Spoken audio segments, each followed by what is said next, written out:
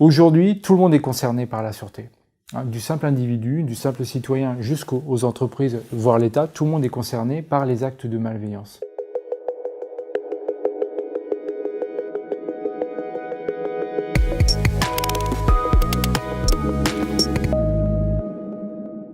Dans la famille de la gestion des risques, la sûreté concerne en fait tous les actes de malveillance qui peuvent être réalisés par l'être humain avec une réelle intention de nuire. Concrètement, la sûreté veut dire que je sois un individu ou une organisation, par exemple comme une entreprise, je dois m'assurer que face aux actes de malveillance, j'ai mis tous les moyens pour me protéger contre le simple vol, contre l'agression ou voire contre des événements beaucoup plus dramatiques comme des actes terroristes.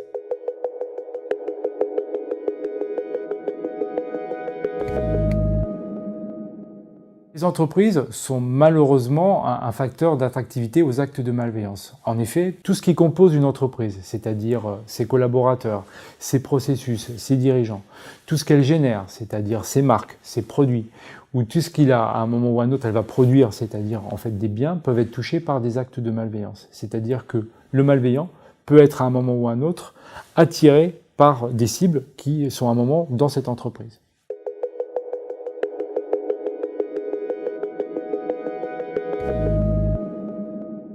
Pour une entreprise, quelle que soit sa taille, il n'y a pas 50 moyens pour faire face à un risque sûreté. La première des choses à faire, c'est l'analyse du risque sûreté. En d'autres mots, quelle cible qui compose mon entreprise pourrait être visée par un acte de malveillance?